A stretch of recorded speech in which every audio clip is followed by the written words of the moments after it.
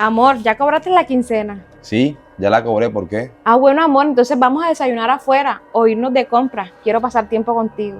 No, Yevica, la verdad no puedo.